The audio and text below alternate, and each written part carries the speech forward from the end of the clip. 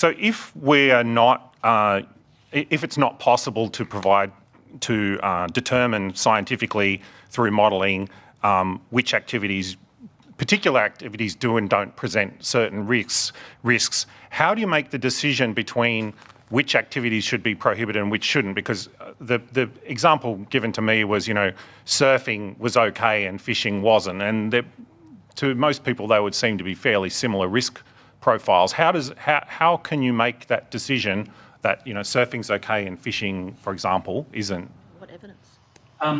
In a sense, these are not easy decisions to make. There is some arbitrariness. That's why you'll see an enormous variety across jurisdictions in Australia. The Northern Territory restricted golf, Tasmania restricted golf to 2 persons per hole.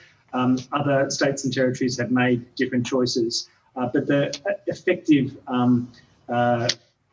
focus that I had was what is essential for people's physical and mental well-being. What are the really key elements, those essential things that people might leave home for or need to leave home for, and what are some non-essential things that for a period of time, and this will change over the coming weeks or days, can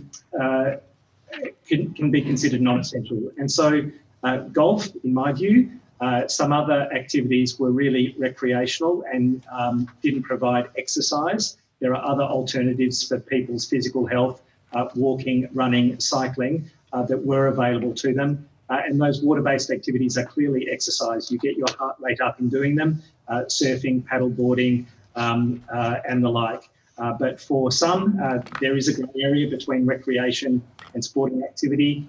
We took a view that there were a number of exercise activities that were clearly available to people, and that some of those more discretionary activities, hunting, fishing and the like, were not exercise and could be deferred for a time. Not ceased forever, obviously, deferred for a time because they were non-essential.